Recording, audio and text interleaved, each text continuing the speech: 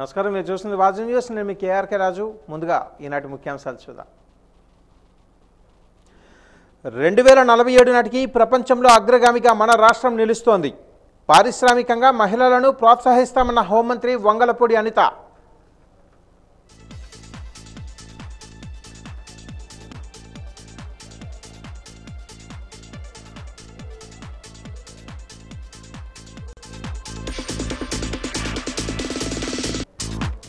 మన్యంలో ప్రారంభమైన డెంగ్యూ మరణాలు. భద్రపట్ల గ్రామంలో ఒక్కరోజు వ్యవధిలో తల్లి కూతురు మృతి.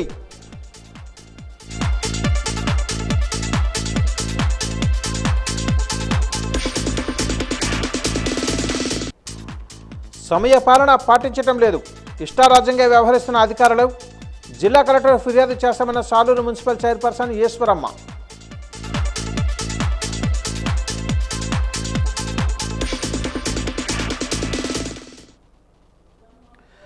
మహిళలు ఏ రంగంలోనైనా విజయం సాధిస్తారని రాష్ట్ర హోంమంత్రి వంగలపూడి అనిత పేర్కొన్నారు. ఈరోజు విశాఖలో మహిళా పారిశ్రామికవేత్తలకు ఏర్పాటు చేసిన మోటివేషనల్ కార్యక్రమంలో పాల్గొని మాట్లాడుతూ మహిళలను పారిశ్రామిక రంగంలోకి ఏ విధంగా తీసుకుని వెళ్లాలని సూచించడం జరిగిందని అన్నారు. హెచ్పిసిఎల్, ఎన్టీపీసీ వంటి కంపెనీలు హాజరు కావడం సంతోషమని అన్నారు. పారిశ్రామికంగా మహిళలను ముందుకు తీసుకుని వెళ్లాలనే విషయం మంచి ఆశయమని, కూటమి ప్రభుత్వం యొక్క విజన్ ఇదేనని అన్నారు.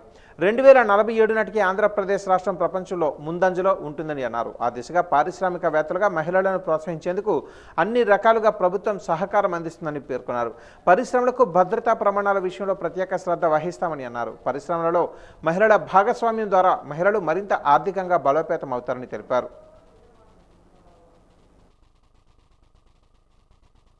అదేవిధంగా ఉమెన్ని పారిశ్రామిక రంగంలోకి ఎలా ముందుకు తీసుకెళ్లాలి అని ఒక మంచి ఉద్దేశంతో ఈరోజు ఇక్కడ ప్రోగ్రాం పెట్టడం జరిగింది. ఈ ప్రోగ్రామ్కి ఇంచుమించుగా చాలా కంపెనీస్ కూడా, హెచ్పిసిఎల్, ఎన్టీపీసీ ఇలాంటి కంపెనీస్ అన్నీ కూడా ఇక్కడికి రావడం జరిగింది. At the same time bankers కూడా చాలా ముందుకు రావడం జరిగింది. ఎస్బీఐ వాళ్ళు, హెచ్డిఎఫ్సి వాళ్ళు అందరూ కూడా ఇక్కడ రావడం జరిగింది. అయితే విషయం ఏంటంటే ఈరోజు పారిశ్రామికంగా ముందుకు తీసుకెళ్లాలి, ఉమెన్ ముందుకు తీసుకెళ్లాలని ఒక మంచి vision. At the same time ఇప్పుడు మన ముఖ్యమంత్రి గారు కూటమి ప్రభుత్వం తాలూకా 2047 విజన్, ఇవన్నీ కూడా ఇలాంటి విషయాలకు ఒక నాంది పలుకుతాయని చెప్పడానికి ఇది ఒక ఉదాహరణగా చెప్పొచ్చు. ఎందుకంటే 2047కి ఏపీనే ప్రపంచంలోకి వెళ్ళి నెంబర్ 1 పొజిషన్లో ఉండాలని కూటమి ప్రభుత్వం ఆలోచన చేయటం, దాని దిశగా ఈరోజు ఇండస్ట్రియల్ రంగాన్ని ముందుకు తీసుకెళ్లాలి అని చెప్పి అన్ని విషయాలన్నీ కూడా వాళ్ళకి రాయితీలు కల్పించడం, సేఫ్టీ మెజర్స్ వాళ్ళకి చెప్పడం అన్నీ కూడా మనం చూస్తూనే ఉన్నాం. ఈ సిచ్యువేషన్స్లో ఉమెన్ని కూడా ముందుకు తీసుకొచ్చి ఉమెన్ ఎంటర్‌ప్రెన్యూర్‌షిప్ని కూడా పెంచి వాళ్ళని కూడా ఆర్థికంగా బలోపేతం చేయాలని ఒక మంచి ఉద్దేశంతో ఈరోజు పెట్టారు. ఈరోజు మేమందరం కూడా ఒక నిర్ణయానికి కూడా వచ్చున్నాం. కంపల్సరీగా ఎవరైతే ఉమెన్ ఎంటర్‌ప్రెన్యూర్స్ కింద మారాలనుకుంటున్నారో, పారిశ్రామిక రంగంగా ముందుకు వెళ్ళాలనుకుంటున్నారో వాళ్ళందరికీ ఒక ప్లాట్ఫామ్ క్రియేట్ చేయాలని ఒక మంచి ఉద్దేశంతో ఉన్నాం. ఆ ప్లాట్ఫామ్ క్రియేట్ చేయడానికి ఒక డ్రైవ్ కింద పెడతాం. ఇక్కడ నియర్ బై ఉన్న companies, at the same time bankers, వీళ్ళందరితో కూడా ముందుగా ఒక 10 days బిఫోర్ నుంచి ఒక రిజిస్ట్రేషన్ కార్యక్రమాన్ని అనేది పెట్టుకొని ఆ రిజిస్ట్రేషన్ చేసుకున్న వాళ్ళందరికీ కూడా ఇక్కడ అవేర్నెస్ ప్రోగ్రాము, ఏ కంపెనీస్ ఉన్నాయి, ఎలా బిజినెస్ చేయొచ్చు, దానికి ఫైనాన్షియల్గా ఎలా సపోర్ట్ చేస్తారు బ్యాంకర్స్, ఎటువంటి మనకి క్రెడెన్షియల్స్ కావాలి, ఇవన్నీ కూడా ఒకే ప్లాట్ఫామ్ మీద మహిళలందరికీ కూడా అందజేసే విధంగా ఒక మంచి కార్యక్రమాన్ని చేపడదాం అనుకుంటున్నాం. ఇదే కార్యక్రమం ఫార్మా కంపెనీలో ప్రమాదం జరిగిన వెంటనే అనకాపల్లి కలెక్టర్ అక్కడికి వెళ్లారని, ప్రభుత్వం కూడా సకాలంలో స్పందించిందని, ఎన్డీఆర్ఎఫ్ బృందాన్ని కూడా పంపించామని తెలుగుదేశం పార్టీ రాష్ట్ర అధ్యక్షులు పల్లా శ్రీనివాసరావు పేర్కొన్నారు. ఈరోజు విశాఖపట్నంలో తెలుగుదేశం పార్టీ కార్యాలయంలో ఏర్పాటు చేసిన విలేకరుల సమావేశంలో ఆయన మాట్లాడుతూ ప్రమాదంలో గాయపడ్డ వారిని సకాలంలో ఆసుపత్రికి చేర్చడం జరిగిందని, ప్రభుత్వం తన బాధ్యత సక్రమంగా నిర్వహించిందని స్పష్టం చేశారు. ఎంపీ భరత్ మాట్లాడుతూ తమ ప్రభుత్వం వచ్చి 2 నెలలు మాత్రమే అయిందని, 5 ఏళ్ల కాలంలో వైసీపీ ప్రభుత్వం చేసిన డ్యామేజ్ 2 నెలల్లో ఎలా సరిదిద్దగలమని ప్రశ్నించారు. ప్రమాదాలు జరగకుండా ముందస్తు ఏర్పాట్లు చేస్తున్నామని, సేఫ్టీ ఆడిట్ కూడా ఏర్పాటు చేస్తున్నామని తెలిపారు. ప్రభుత్వ హయాంలో అనేక ప్రమాదాలు జరిగాయని, ఎక్కడికైనా జగన్ వెళ్లి చూశారని ప్రశ్నించారు. ఏపీ ముఖ్యమంత్రి చంద్రబాబును విమర్శించే హక్కు జగన్మోహన్ రెడ్డికి లేదని ఎమ్మెల్యే వెలగపూడి రామకృష్ణబాబు ఆగ్రహాన్ని వ్యక్తం చేశారు. ప్రమాదంలో గాయపడి బాధితులు ఆసుపత్రిలో ఉంటే జగన్మోహన్ రెడ్డి నవ్వుతూ మాట్లాడటం ఎంతవరకు సమంజసంగా ఉందని ఆయన ప్రశ్నించారు. నువ్వు పక్కన గాయాలై హాస్పిటల్ ఉంటే నువ్వు నవ్వుతో మాట్లాడతావా? అంటే మేము 2 నెలలు అవుతుంది మా ప్రభుత్వం వచ్చి, మీరు 5 ఏళ్ళలో మీరు చేసిన డ్యామేజ్ వెంటనే ఒక 2 నెలల్లో ఎట్లా మేము మార్చగలుగుతాం? అందుకే వెంటనే ఈ ఇన్సిడెంట్ జరిగిన తర్వాత తప్పకుండా కరెక్ట్ ఆఫీసర్స్ ప్రతి సంస్థలో పెట్టి సేఫ్టీ ఆడిట్స్ చేసి ఎక్కడెక్కడ ఇబ్బందులు ఉన్నాయో అవన్నీ చేసుకుంటాం. అండ్ ఇవాళ మెసేజ్ కూడా ఈ నష్టపరిహారానికి ఏంటి అంటే ఇందాక పల్లాగారు అన్నట్టు కంపెనీస్ నుంచి ఎందుకు అడుగుతున్నామంటే కంపెనీస్ కూడా జాగ్రత్తగా పనిచేయాల్సిన బాధ్యత వాళ్ళందరి మీద ఉంది. ప్రభుత్వంలో ఏదో పొలిటీషియన్నో ప్రభుత్వ అధికారిని పట్టుకుని ఏదో లంచం ఇచ్చేసి మేమేమీ మార్చకుండా కూడా నడపగలుగుతాము అనే మెసేజ్ కరెక్ట్ కాదు. మీ దగ్గర తప్పు జరిగితే మాత్రం పెనల్టీ కూడా హెవీగా ఉంటుందనే మెసేజ్ కూడా ప్రభుత్వం ద్వారా వీళ్ళందరికీ ఇవ్వడం జరిగింది. మా ప్రభుత్వం చాలా బాగుంది అంటున్నారు. 12 మందికి జరిగిపోతే నష్టపరిహారం ఇచ్చారు. దాని తర్వాత ఎల్జీ పాలిమర్స్ యాక్సిడెంట్లో ఇంకో 3 చనిపోయారు. మరి ఆ 3కి ఎవరిచ్చారు నష్టపరిహారం? ₹1 ఇచ్చారా? దాని తర్వాత అక్కడ 62 మంది మెడికల్ ట్రీట్మెంట్ కోసం వెళ్తే వాళ్ళకి హెల్త్ కార్డులు ఇస్తా అన్నారు. హెల్త్ కార్డులు ఎవరికైనా ఇచ్చారా? ఇవ్వలేదు. ఆ ఇన్సూరెన్స్ తీసుకుని ఆ ఏరియా అంతా మేము డెవలప్ చేస్తాము, హెల్త్ ఇంప్రూవ్ చేస్తాం, అందరికీ హెల్త్ చెకప్ చేస్తా అన్నారు. చేశారా? మాజీ ముఖ్యమంత్రి గారు చాలా ఇన్సిడెంట్స్ జరిగినాయి గత 4-5 సంవత్సరాల్లో. వెళ్ళి ఫ్యాక్టరీస్ని వెళ్ళి చూసారా? ఫ్యాక్టరీస్ని ఇక్కడ ఈ ఫ్యాక్టరీలో యాక్సిడెంట్ జరిగితే పొద్దున పల్లాగారు అన్నట్టు మెడికవర్ హాస్పిటల్, కేజీహెచ్ హాస్పిటల్లో ఎవరైతే ఇంజర్డ్ ఉన్నారో, ఎవరైతే చనిపోయారో వాళ్ళందరినీ పరామర్శించి దాని తర్వాత కుటుంబ సభ్యులను కలిసిన తర్వాత ఫ్యాక్టరీకి వెళ్ళి అబ్జర్వ్ చేశారు. అక్కడ కలెక్టర్తో రివ్యూ చేశారు. కమ్యూనిస్ట్ నాయకులు ఇక్కడ ఉన్న వాళ్ళు నాకు వచ్చి చెప్పింది ఏంటి అంటే అక్కడ కలెక్టరు లేడీ అయినా సరే వెంటనే ఆవిడ 45 నిమిషాల్లో వచ్చేసి రాత్రి 1:30 దాకా వదలకుండా అక్కడే ఉండింది. నవ్వుకొని చేయడం ఏంటిది? ఇదే నా ఆటగాయితనం ఏమన్నా? నేను ఎందుకు ఈ మాట అంటున్నానంటే బాధితుల దగ్గరికి వెళ్ళేటప్పుడు ఏ విధంగా మనం ఆలోచన చేయాలా అనేది, మనం ఏ విధంగా ప్రవర్తించాలని కూడా మనం అర్థం చేసుకోవాలి. ముఖ్యమంత్రి గారు వచ్చారు. వచ్చిన వెంటనే వాళ్ళ దగ్గర కూర్చొని మీకు ఏ కష్టం ఉంది, ఏ విధంగా ఉంది, సీరియస్నెస్ ఆఫ్ ది ఇష్యూ ఏంటి, ఎందుకు ప్రమాదం జరిగింది, దీంట్లో ఎవరి లోపాలు ఉన్నాయని చెప్పేసి ఆయన ఆలోచన చేసి ఒక బాధతో వాళ్ళు పరామర్శిస్తుంటే నిన్న జగన్మోహన్ రెడ్డి గారు వచ్చి నవ్వుతూ మాట్లాడుతున్నారు. చంద్రబాబు నాయుడు వచ్చారా, మీకు ఏమైనా ఇచ్చాడా? ఇవన్నీ మాట్లాడే మాటలు. ఒక పార్టీ నడిపేటువంటి అధ్యక్షుడు ఏ విధంగా ఉండాలి? నేను అందుకే అంటున్నాను, మీ మూలాలు, మీ ఎదుగుదల, మీ మూలాలు మొత్తానికి చెప్పాలంటే శవం మీద స్టార్ట్ అయినటువంటి మూలాలు. రాజకీయ హత్యల మీద మీరు ఎదిగారన్న సంగతి గుర్తుంచుకోవాలి. ఎందుకు ఈ మాట అంటానంటే వైఎస్ రాజశేఖర రెడ్డి గారు చనిపోయినప్పుడు మీరు శవాన్ని పక్కన పెట్టుకొని పార్టీ చేశారు, సంతకాలు సేకరించి. తర్వాత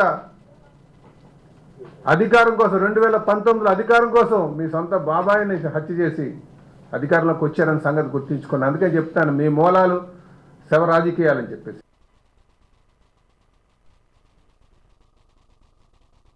మన్యంలో డెంగ్యూ మరణాలు ప్రారంభమయ్యాయి.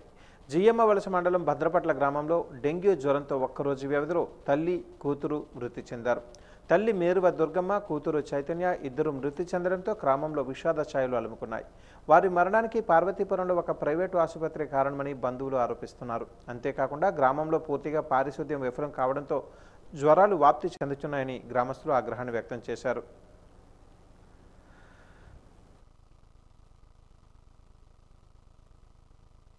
ఇవ్వడం కరెక్ట్ గా లేదు కదా. నేను మా అక్కకి టీ తాగుతావా అడగడానికి వెళ్ళా, ముగ్గురం కలిసి. అవునా? ఎప్పుడు చెప్పారు వాళ్ళు? అని చెప్పలేదు కూడా. చూసారు? మీరు చూసారు? మేము చూసాం. అక్కడ నుంచి ఇక్కడికి రూమ్ మార్చేటప్పుడు కూడా ఇంటిమేషన్ చేయలేదు. అదేలేండి. నా ముందే వెళ్ళేలా. ఇది only Nani hospital, Tirumala hospital నిర్లక్ష్యం వల్ల చనిపోయారండి. మా అక్కని చేతులారా మేము పోగొట్టుకున్నాం. ఆ 2 హాస్పిటల్లో జాయిన్ చేయడం వల్ల అక్క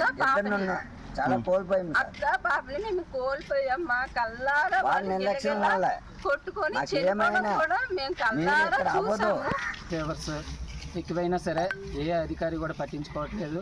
15 రోజుల క్రితం ఒక ఆయన చనిపోయాడు, అల్లు రావణ అని. నిన్న ఒకటే ఫ్యామిలీలో 2 చనిపోయారు, తల్లి కూతురు. పాప కూడా బీటెక్ చదువుతుంది. వాళ్ళ అంటే సెలవుల్లో వచ్చింది, వాళ్ళ హాస్పిటల్లో చనిపోవడం జరిగింది. అయినా సరే ఇక్కడ అధికారులు ఎవరు కూడా పట్టించుకోవట్లేదు. ఇది కొంచెం అధికారుల దృష్టికి తీసుకెళ్తారని కోరుచున్నాం. దీన్ని దృష్టిలో పెట్టుకొని వెంటనే అధికారులు మా ఊర్లో మెడికల్ క్యాంపులు, నెక్స్ట్ బ్లీచింగ్ పౌడర్, దోమలకి ఏమైనా శానిటేషన్ ఇవన్నీ పెట్టాలని కోరుచున్నాం.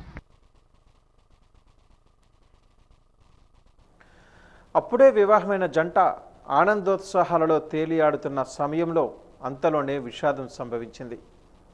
వారికి గాయాల పాలవ్వడంతో వివాహం అయ్యిందనే సంతోషం కాస్త ఆవిరైంది.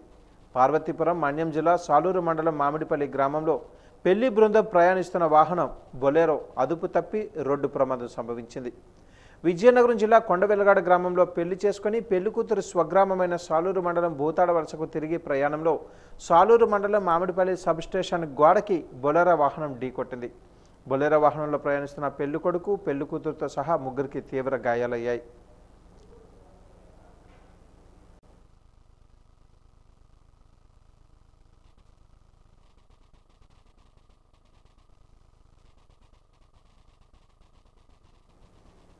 వ్యాట్ ట్యాక్స్ చెల్లించాలంటూ వాణిజ్య పన్నుల శాఖ అధికారులు తమను వేదనకు గురిచేస్తూ అయోమయానికి గురి చేస్తున్నారని ఏపీఎస్ఆర్టీసీ అద్దె బస్సుల ఓనర్స్ అసోసియేషన్ అధ్యక్షులు రాంబాబు ఆరోపించారు.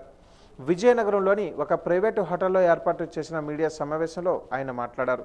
రాష్ట్రంలో ఎక్కడా ఈ విధానం అమలులో లేదని, విజయనగరం జిల్లాలో మాత్రమే ఏవేవో కారణాలు తెలియజేస్తూ వ్యాట్ ట్యాక్స్ చెల్లించాలని అధికారులు వేధిస్తున్నారని ఆరోపించారు.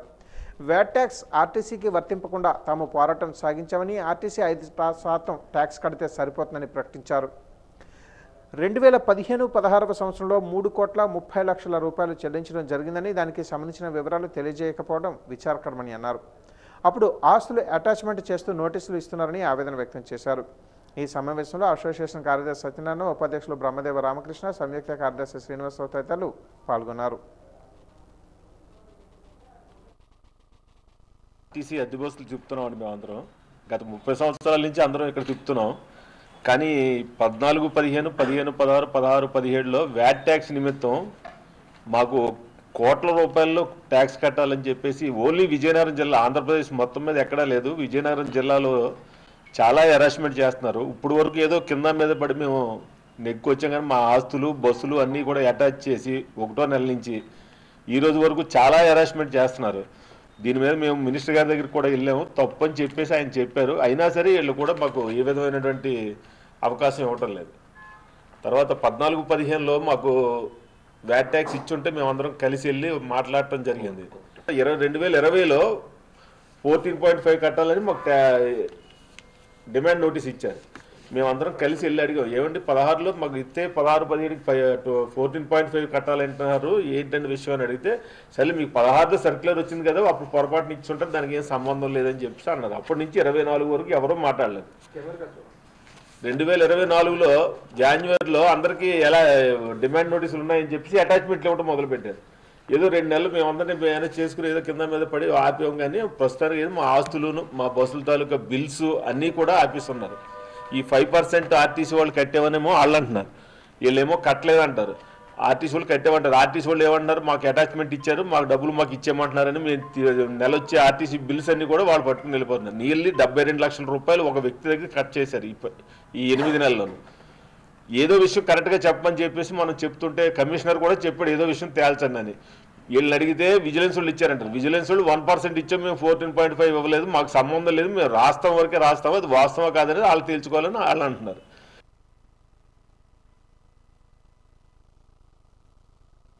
నగరంలోని లంక వీధిలో భగవాన్ వెంకయ్య స్వామివారి ఆరాధన ఉత్సవాలు ఘనంగా జరుగుతున్నాయి. తురాల సత్యనారాయణ దంపతులు 13 సంవత్సరాలుగా ఈ ఉత్సవాలను నిర్వహిస్తున్నారు. అందులో భాగంగా ఈ ఏడాది కూడా గత 3 రోజుల నుంచి ఉత్సవాలు జరుగుతున్నాయి. ఈ రోజు జరిగిన కార్యక్రమానికి సద్గురు సాయి సుందర మహారాజ్ హాజరయ్యారు. ఆయనకు ఘన స్వాగతం పలికి వెంకయ్య స్వామి భక్తి గీతాలను భక్తులు ఆలపించారు. వెంకయ్య స్వామికి ప్రత్యేక పూజలు నిర్వహించారు. ఈ సందర్భంగా సాయి సుందర మహారాజ్ మాట్లాడుతూ ప్రతి ఒక్కరిలో ఆధ్యాత్మిక భావాలు పెంపొందించుకోవాలని కోరారు. నెల్లూరు జిల్లాలోని గోలుగముడి గ్రామంలో వెంకయ్య స్వామి వెలిసి ఉన్నారని, స్వామిని దర్శించుకున్న వారికి సుఖ సంతోషాలు కలుగుతాయని అన్నారు.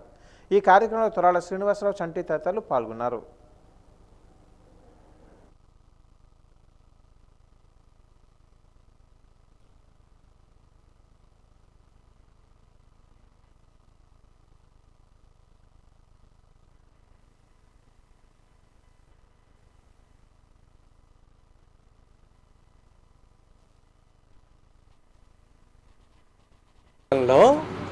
వెంకటాచల మండలం నెల్లూరు జిల్లాలో నాగులు వెల్లటూరు అనే గ్రామంలో జన్మించి మామూలుగా ఒక రైతు కుటుంబంలో జన్మించి ఆయన దత్తృతాలకు అనుగ్రహం ఆశీస్సుల చేత ఉన్నతమైన ఆధ్యాత్మిక ఉన్నత స్థితిలోకి వెళ్ళి ఎంతోమంది ఆర్తుల్ని అందరినీ కూడా వాళ్ళ తల కష్టాలు వాళ్ళ తలకి ఈతి బాధలను తీరుస్తూ ఈనాడు గొలగమూడి అనే గ్రామంలో కొలువై ఉండి సమాధి నుంచి భక్తుల తాలూకా కోరికలు వాళ్ళ తాలూకా బాధలు ముఖ్యంగా ఈతి బాధలు గ్రహ బాధలు తీరుస్తున్నటువంటి దత్తస్వరూపం అని చెప్తారు ఆయన చుట్టుపక్కల జిల్లాలన్నింటిలో కూడా సంచరించి ముఖ్యంగా ఎక్కడైతే వర్షాలు లేవో అలా చోట్ల వర్షాలు కురిపించి పశువులకి వాటికి ఇబ్బంది లేకుండా చాలా నిరాడంబరమైనటువంటి జీవితం గడిపి ఆనాడు జీవించిన రోజుల్లో ఆయన గురించి పెద్దగా ఎవరికి తెలియదు. ఆయన సమాధి చెందిన తర్వాత 1982లో సమాధి చెందారు. 1986లో విజయనగరం జిల్లా మన విజయనగరం గ్రామం వచ్చి ఆయన దర్శనం ఇవ్వడం, ఆ తర్వాత ఈ గ్రామాలందరి చుట్టుపక్కల ఊర్లకి మొత్తం ఆంధ్ర అంతా కూడా ఆయన తాలూకా ప్రచారం జరగడం ఇవన్నీ కూడా జరిగాయి. నాటి నుంచి కూడా ఎంతోమంది భక్తులందరూ కూడా విజయనగరం నుంచి గొలగమూడి వెళ్ళి ఆయన తాలూకా సమాధి దర్శనం చేసుకోవడం, వాళ్ళ తాలూకా కష్టాలను ఈతి బాధలని తీర్చుకోవడం జరుగుతున్నది. ఈనాడు మొత్తం అంతా కూడా ప్రపంచవ్యాప్తంగా కూడా స్వామి తాలూకా ఆరాధన రోజు కార్యక్రమాలు జరుపుకుంటున్నారు. నిన్న మొన్న ఇవాళ రేపు వరుస గొలగమూడి గ్రామంలో అయితే వారం రోజులు వివిధ సేవలతోని అన్ని వాహనాల సేవలంటే కూడా కార్యక్రమం జరుగుతుంది. రెల్లి దాని ఉపకులాల జనాభా గణన చేసిన తర్వాతే ఎస్సీ వర్గీకరణకు శ్రీకారం చుట్టారని ఎస్సీ రెల్లి ఉపకులాల సంక్షేమ సంఘాల నాయకులు డిమాండ్ చేశారు. విజయనగరంలోని లంకపట్నం కళ్యాణ మండపంలో ఏర్పాటు చేసిన మీడియా సమావేశంలో నాయకులు మాట్లాడారు. అక్టోబర్ 2వ తేదీ సోమవారం జిల్లా కలెక్టరేట్ వద్ద నిరసన కార్యక్రమం నిర్వహిస్తున్నామని ప్రకటించారు. సుప్రీంకోర్టు ఎస్సీ వర్గీకరణకు సానుకూలత ప్రకటించిందని కేంద్ర రాష్ట్ర ప్రభుత్వాలు వర్గీకరణ చేసి ఆ పక్షంలో అధిక జనాభా కలిగి ఆర్థికంగా సామాజికంగా రిజర్వేషన్ల పరంగా అన్యాయానికి గురి అవుతున్న రెల్లి ఉపకులాలకు 5% రిజర్వేషన్ కేటాయించాలని డిమాండ్ చేశారు. సోమవారం అక్టోబర్ 2వ తేదీన జరిగే కార్యక్రమాన్ని రెల్లి ఉపకులాల ప్రజలు పెద్ద సంఖ్యలో పాల్గొని జయప్రదం చేయాలని కోరారు. ఈ సమావేశంలో ఎస్సీ రెల్లి ఉపకులాల సంఘం నాయకులు ఆర్జీ శివప్రసాద్, సోము మురళీమోహన్, పొట్నూరు వెంకటరావు తదితరులు పాల్గొన్నారు. ఎస్సీలు అనేది 59 ఉపకులాలు, దాంట్లోని డాక్టర్ బిఆర్ అంబేద్కర్ రాసిన రాజ్యాంగ ఫలాలు ఎవరు అంటే అందటం లేదో అలాంటి అణగారిన కులాలు వెనకబడిన తరగతులైన రెల్లి ఓటు ఉపకులాలుగా మాత్రం జనాభా సెన్సేషన్తో సంబంధం లేకుండా ఆ అంబేద్కర్ రాసిన పొలాలు వాళ్ళ భావితరాల పిల్లలకు అందించాలని రిజర్వేషన్ అనేది మన సుప్రీంకోర్టు తీర్పు ఇవ్వడం జరిగింది. అయ్యా, గతంలోని మన గౌరవనీయులైన శ్రీ నారా చంద్రబాబు నాయుడు 1995-96 సంవత్సరంలోని తొలి ముఖ్యమంత్రిగా వచ్చారు. అప్పుడు ఒక రిటైర్డ్ సుప్రీంకోర్టు జడ్జి అయిన రామచంద్రరాజు అనే ఒక కమిషన్ పెట్టి కులగణన చేయమని, జనాభా ఎస్సీలు ఎంతమంది ఉన్నారో లెక్కింపు చేయమని చెప్పారు. ఆయన 1996లోని ఆ యొక్క లెక్కించి జనాభా అనేది ప్రభుత్వానికి ఇస్తానంటే అప్పుడు నారా చంద్రబాబు నాయుడు గారు ఏం చేశారంటే ఆ టైంలోని 3 మంత్రుల్ని దాని మీద దర్యాప్తు చేయమని చెప్పడం జరిగింది. ఫస్ట్ మంత్రి తమ్మినేని సీతారాము, వై చంద్రశేఖరు,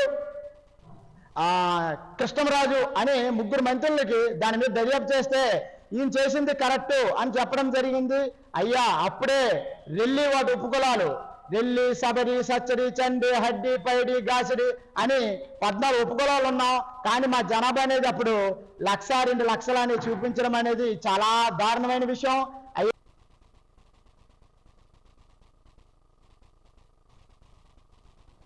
సాలూరు మున్సిపల్ కార్యాలయంలో ఆసక్తికరమైన చర్చ కొనసాగింది. మున్సిపల్ చైర్పర్సన్ పువ్వుల ఈశ్వరమ్మ అధికారులపై తీవ్ర ఆరోపణలు చేశారు.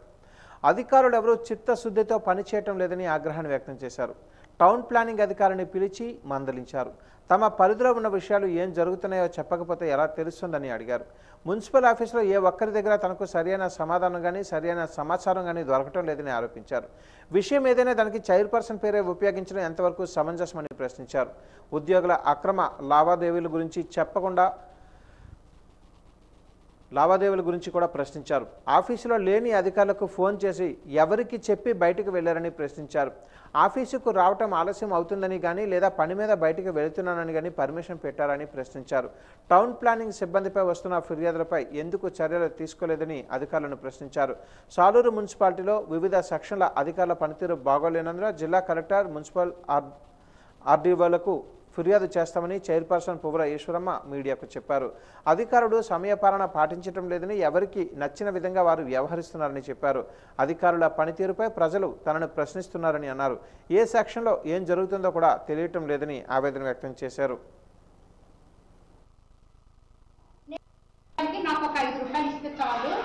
నేను మీకు 100 రూపాయల బెనిఫిట్లు చూపిస్తాను మేడం. మా సెక్షన్ కి వచ్చి కూర్చుంటే టౌన్ ప్లానింగ్ సెక్షన్ లోని హెడ్ ఎవరండి? నేనే మేడం. మరి హెడ్ అయ్యేటప్పుడు మీ కింద ఏమి జరుగుతుందో చెప్పకపోతే దానికి నేను అంటే ఇంతవరకు మున్సిపల్ ఆఫీస్ లోని ఏ ఒక్కరి దగ్గర కూడా నాకు కరెక్ట్ అయిన సమాధానం దొరకట్లేదు మేడం. ఏంటంటే ఒక్క చైర్పర్సన్ అమ్మగారు రావట్లేదు కదా, వెళ్ళి కూర్చోని చెప్పారు అబ్బాయికి అని ఎవరు మన సీవర్ టైప్ చేసి తీసుకొచ్చారండి మేడంకి. అక్కడ అమ్మగారు రావట్లేదు, వెళ్ళి కూర్చొని చూడని చెప్పారట అబ్బాయికి. జీతం రాయించారు తప్ప ఈ రోజు వరకు అబ్బాయి మా దగ్గరికి రాలేదు, ఆ సీటుకి రాలేదు కూడా. ఆ సీటుకి రాలేదు మేడం, అబ్బాయి ఆ సీటుకి రాలేదు. అతను ఎందుకు వద్దని చెప్పండి. అవును, అతను క్యారెక్టర్ కావాలని బయట ఇలా చేస్తున్నారని చెప్పి మీరే చెప్పారు. చెప్పేటప్పుడు జీటీఓకి నాకు తెలియదు అనేటప్పుడు ఏదైనా టౌన్ ప్లానింగ్ గుమస్తా గారికి వెళ్ళేటప్పుడు ఎవరైనా దాన్ని తీసుకుంటారో అతను తీసుకుంటారా? జీటూ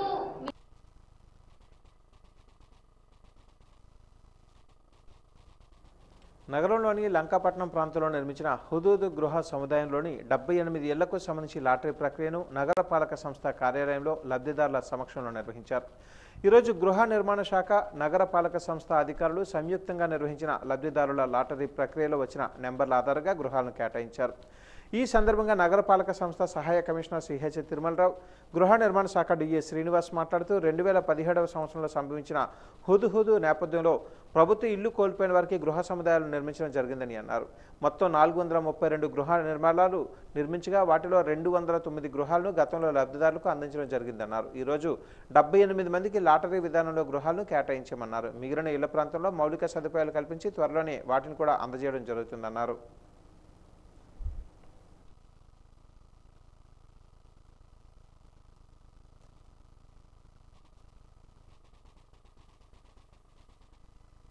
లంకాపట్నంలో హుదూద్ ప్రాజెక్టు టేకప్ చేయడం జరిగింది. ఆ ఇళ్ళన్నీ 432 కూడా పూర్తి కాబట్టాయి. కొన్ని మౌలిక వసతులు కొన్నిటికి ఇంకా కల్పించవలసింది ఉంది. ఏవైతే రెడీగా ఉన్నాయో వాటిని వెంటనే లబ్ధిదారులకి మనం ఇప్పుడు హ్యాండ్ ఓవర్ చేస్తున్నాం. గతంలోనే 209 ఇళ్ళకి లబ్ధిదారులకి మనం ప్లాట్లు అలాట్మెంట్ చేసాము, వాళ్ళు ఆక్యుపై చేసుకున్నారు. ఈరోజు 78 మందికి లబ్ధిదారులందరినీ పిలిపించడం జరిగింది. వారి సమక్షంలోనే వారి ద్వారానే ఈ లాటరీ తీయడం జరుగుతుంది. ఇది ఏం చేయాలంటే ఈరోజు సాయంకాలంకి మీకు ప్రొసీడింగ్స్, ఇప్పుడు ఎవరికైతే లాటరీ తీస్తామో వారి పేరునే ఒక ప్రొసీడింగ్ ఇవ్వడం జరుగుతుంది. ఆ ప్రొసీడింగ్ తీసుకొని రేపు ఉదయమే మీరు అక్కడికి వెళ్ళి మీ తాలూకా మంచి ముహూర్తాలు ఏం చూసుకుంటారో చూసుకొని వాటిని ఆక్యుపై చేయవలసిందిగా కోరుకుంటున్నాం. ఇందులో ఏంటంటే అందరూ కూడా 10,000 రూపాయలు కట్టిన వాళ్ళకి మాత్రమే మేము ప్రొసీడింగ్ ఇష్యూ చేస్తాం. నాకు తెలిసినంత వరకు ఈ 78 మంది 10,000 కట్టేశారని ఏఈ గారు చెప్పారు. అయినా సరే ఇంకొకసారి అకౌంట్స్ అన్ని చెక్ చేసుకొని ఆ ప్రొసీడింగ్స్ ఎవరైతే 10,000 రూపాయలు డిపాజిట్ చేశారో వాళ్ళకి హ్యాండ్ ఓవర్ చేయడం జరుగుతుంది. హుదూద్లోను ఇల్లులు కేటాయిస్తున్నామండి. ఈరోజు హుదూద్ బెనిఫిషరీస్కి టోటల్గా మనకి ఈ హౌసెస్ వచ్చినప్పటికీ 432 హౌసెస్ అండి. ఇంతవరకు మనం 209 ఇచ్చేసాం. ఈరోజు 78 మందికి ఇస్తున్నామండి. ఇంకా 145 మందికి ఇవ్వాలన్నది, అవి కూడా తొందరలోనే ఇచ్చేస్తాం. అయితే ఇప్పటి వరకు మౌలిక వసతులు అన్నీ కూడా హౌసింగ్ డిపార్ట్మెంట్ వారు ఏర్పాటు చేశారు. ఈరోజు అందరూ బెనిఫిషరీస్లోనే వారి ద్వారాగే లాటరీ తీయించి వారి సమక్షంలోనే తీయించి వారికి కేటాయిస్తున్నామండి. పారదర్శకంగా జరగాలని చెప్పి వాళ్ళ ద్వారాగే తీయించి వాళ్ళకి అలాట్మెంట్ ఇస్తున్నామండి. అలాట్మెంట్ ఆర్డర్స్ కూడా హౌసింగ్ డిపార్ట్మెంట్ వారు ఈరోజే ఇచ్చేస్తారండి ప్రొసీడింగ్స్. పెండింగ్ ఇంకా 145 ఉన్నాయండి. ఆ 145 ఎలాంటి నిర్మాణం చేపట్టాలన్నా ఇసుక తప్పనిసరి. ఇసుక లేనిదే ఎలాంటి భవనాన్ని నిర్మించలేం. విజయనగరం జిల్లాలో ఇసుక కొరత తీవ్రంగా వేధిస్తుంది అనడంలో ఎలాంటి సందేహం లేదు. కూటమి ప్రభుత్వం జూలై నెలలో ఉచిత ఇసుక విధానాన్ని ప్రకటించింది. కానీ నేటికి పూర్తి స్థాయిలో ఉచిత ఇసుక విధానం అమలు కావటం లేదు. జిల్లాలో 3 స్టాక్ పాయింట్లను అధికారులు గుర్తించి స్టాక్ పాయింట్లలో ఇసుకను అందుబాటులో ఉంచుతామని చెప్పారు. కానీ వారు చెప్పిన మాటలలో వాస్తవం కనిపించడం లేదు. తాడివాడ, కొత్తవలస, బొబ్బిలిలో స్టాక్ పాయింట్లు గుర్తించారు. వీటిలో బొబ్బిలి మినహా మిగతా 2 ప్రాంతాలలో కూడా ఇసుక దొరకటం లేదు. దీంతో జిల్లాలో ఉన్న ప్రజలు ఎన్నో అవస్థలు పడుతున్నారు. ఇసుక కొరత ఉండడంతో భవన నిర్మాణ కార్మికులు రోడ్డున పడ్డారు. ఉచిత ఇసుక విధానాన్ని పూర్తి స్థాయిలో అమలు చేయాలని స్థానిక ప్రజలు కోరుతున్నారు. దగ్గరలో ఉన్న తాడివాడ స్టాక్ పాయింట్లో ఇసుకను తెప్పించేలా ప్రభుత్వం చర్యలు తీసుకోవాలని విజ్ఞప్తి చేస్తున్నారు. ప్రస్తుతం బొబ్బిలి నుండి ఇసుకను తెప్పించుకోవడానికి భారీ మొత్తంలో రవాణా ఛార్జీలు అవుతూ ఉండడంతో ప్రజలు నరక యాతన పడుతున్నారు. గత ప్రభుత్వం మాదిరిగానే ఈ ప్రభుత్వం కూడా ఇసుకను అందించడంలో నిర్లక్ష్యం వహిస్తున్నారనే ఆరోపణలు వినిపిస్తున్నాయి. సామాన్య ప్రజలకు రవాణా ఛార్జీలు తగ్గించి ఇసుకను అందుబాటులోకి తేవాలని వాళ్ళంతా కోరుకుంటున్నారు.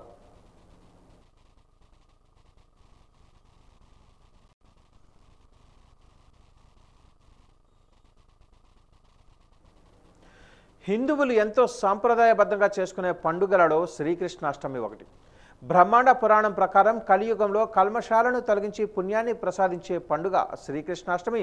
ఈ నెల 26వ తేదీన కృష్ణాష్టమి పర్వదినాన్ని పురస్కరించుకొని వాజీ ఛానల్ అందిస్తున్న ప్రత్యేక కథనం ఇప్పుడు చూద్దాం. అలౌకిక ఆనందానికి ప్రతిరూపం, సచ్చిదానంద రూపం, ఆనంద స్వరూపం. కృష్ణుడి పేరు తలుచుకుంటే జవసత్వాలు ఉట్టిపడతాయి.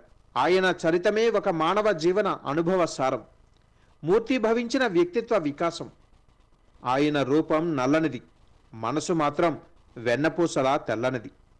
దేనికి భయపడని వ్యక్తిత్వంతో చేపట్టిన ప్రతి పనిలోనూ విజయం సాధించారు. నమ్మిన వారికి నమ్మకంగా నిలిచాడు శ్రీకృష్ణ భగవానుడు. కన్నయ్య మది దోచే మాయావి, సర్వంతర్యామి. ఆయుధం పట్టకుండానే కురుక్షేత్రాన్ని నడిపించిన మహాయోధుడు. ఆ బాల గోపాలాన్ని అలరించే పిల్లన గ్రోవి, అందరినీ సమ్మోహపరిచే నెమలి పించం, చెదరని దరహాసం, తరగని ప్రేమామృతం. వీటన్నిటి కలయికే శ్రీకృష్ణుడు. కృష్ణ అనే పదాలకి కష్టాలు తీర్చేవాడు, కలిమిని ఇచ్చేవాడు అనే అర్థాలు ఉన్నాయి. తన రూప గుణాతిశయంతో ఆకర్షించి విశ్వాసాన్ని పొందేవాడనే అర్థం కూడా ఉంది. మానవుల తలరాతను మార్చడమే కాకుండా మానవ జీవితాలకు చుక్కానిగా నిలిచే భగవద్గీతను బోధించాడు. సకల జగాలను పాటించే కృష్ణ పరమాత్మ జన్మదినమే శ్రీకృష్ణాష్టమి. ఇతిహాసాలలో 8వ అవతారం శ్రీకృష్ణ అవతారం. శ్రీకృష్ణుడు దేవకి వసుదేవులకు 8వ గర్భంగా శ్రావణ మాసంలో కృష్ణపక్షమి అష్టమి తిథి రోజు కంసుని చెరసాలలో జన్మించాడు. ఇదే రోజున రోహిణి నక్షత్రము కొద్దిసేపు చంద్రయుక్తమై ఉంటుంది. మహాభాగవతములో 10వ స్కందం 3వ అధ్యాయంలో శ్రీకృష్ణుడు జన్మించిన నాటికి రోహిణి నక్షత్రం ఉందని చెప్పబడింది. విష్ణు పురాణంలో మొదటి ఆశ్వాసంలో 5వ అంశం ప్రకారం, హరివంశం అనే సంస్కృత కావ్యంలో 52వ ఆశ్వాసం ప్రకారం శ్రీకృష్ణుడు శ్రావణ మాసంలో బహుళ పక్షంలో అష్టమ తిథిలో జన్మించాడని చెప్పబడింది. ఈ పండుగ నాడు ఉట్టి కొట్టే సాంప్రదాయం ఉన్నందువల్ల దీనిని ఒట్ల పండుగ, ఒట్ల తిరునాళ్ళు అని కూడా పిలుస్తారు. దీనినే జన్మాష్టమి అని, గోకులంలో పుట్టి పెరిగినందున గోకులాష్టమి అని కూడా పిలుస్తారు. కృష్ణ జయంతి, శ్రీ జయంతి అని కూడా పిలుస్తారు. శ్రీకృష్ణ జయంతిని వ్రతంగా ఆచరిస్తే గోదానం చేసిన ఫలితం, కురుక్షేత్రంలో సువర్ణదానం చేసిన ఫలితం దక్కుతుందని బ్రహ్మాండ పురాణంలో చెప్పబడింది. కలియుగంలో కల్మషాలను తొలగించి పుణ్యాన్ని ప్రసాదించే పండుగ శ్రీకృష్ణాష్టమి.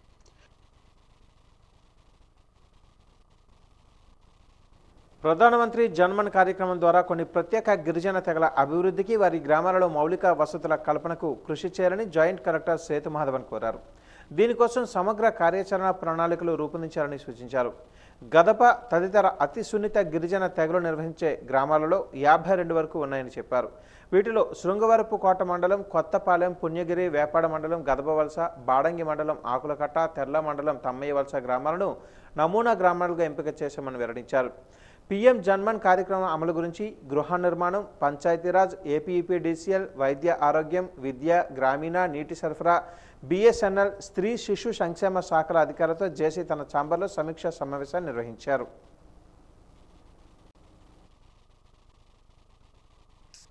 ట్రైబల్ డిస్ట్రిక్ట్స్ ఏవైతే ఉన్నాయో మన స్టేట్లో, సో 6-7 డిస్ట్రిక్ట్స్ ఉన్నాయి. ఆ 6-7 డిస్ట్రిక్ట్స్ సంబంధించి జన్మన్ ప్రోగ్రామ్ అనేది ఎలా ఇంప్లిమెంట్ అవుతుంది అనేది రివ్యూ చేశారు. అండ్ మన డిస్ట్రిక్ట్ కూడా one of the district where Janman is implemented. దాంట్లో ఒక భాగంగా different line departments, Janman is nothing but different line డిపార్ట్మెంట్స్తో ఒక కోఆర్డినేషన్ చేసుకొని we have to develop holistically the tribal village. అంతే. ఇక్కడ ఎక్స్క్లూజివ్గా మేము particularly vulnerable tribal groups PVTG అనమాట. ఆ హౌస్ హోల్డ్స్ ఎన్ని ఉన్నాయి, వాళ్ళకి సంబంధించి ఏ డెవలప్మెంటల్ యాక్టివిటీస్ మేము చేస్తున్నాము, ఇవి లాస్ట్ టైం రివ్యూ చేయడం కూడా జరిగింది. సో దానికి సంబంధించిన ఆఫీసర్స్ని నేను పిలుచున్నాను. ఫర్ ఎగ్జాంపుల్ పిఆర్ ఉంటారు, అండ్ ట్రైబల్ డిపార్ట్మెంట్ సంబంధించి ట్రైబల్ డిపార్ట్మెంట్ ఉంటారు, and water, medical health, ICDS, electricity, towers, network sites ఉన్న చోట్ల టవర్స్ మేము పెడుతున్నాం. And apart from that mostly education and Panchayat Raj, ముఖ్యంగా హౌసింగ్ కూడా. So what is our district standing? మన డిస్ట్రిక్ట్కి apart from all the other tribal డిస్ట్రిక్ట్కి ఏంటి తేడా అంటే we have very less number of targets. ఏఎస్ఆర్కి అయితే 30,000 ఇల్లులు కట్టాలి, మాకు 300 కంటే కావాలి. But we haven't achieve the same. వాళ్ళు ఎలాగో 30,000 కూడా దృష్టి పెట్టి they have achieve some targets, but మేము వాళ్ళకంటే ఎక్కువ అచీవ్ అవ్వాలి. So for that only we have to keep this meeting. Apart from the 2 more instructions in this, where there is going to be a mega event on September 1st. ఆ mega event మన ఆడిటోరియంలోనే జరుగుతుంది. That will be exclusively regarding tribal, where tribal products stalls will be install and BDB case and tribal సంబంధించిన ప్రోడక్ట్స్లో మేము discuss చేయబోతున్నాం. వాజ news ముగించే ముందు ముఖ్యాంశాలు మరొకసారి. 2047 నాటికి ప్రపంచంలో అగ్రగామిగా మన రాష్ట్రం నిలుస్తోంది. పారిశ్రామికంగా మహిళలను ప్రోత్సహిస్తామన్న హోంమంత్రి వంగలపూడి అనిత.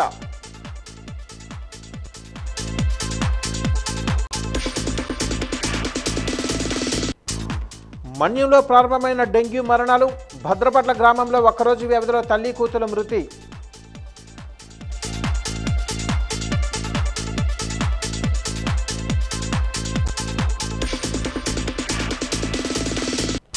సమయపాలన పాటించడం లేదు, ఇష్టారాజ్యంగా వ్యవహరిస్తున్న అధికారులు. జిల్లా కలెక్టర్కు ఫిర్యాదు చేస్తామన్న సాలూరు మున్సిపల్ చైర్పర్సన్ ఈశ్వరమ్మ.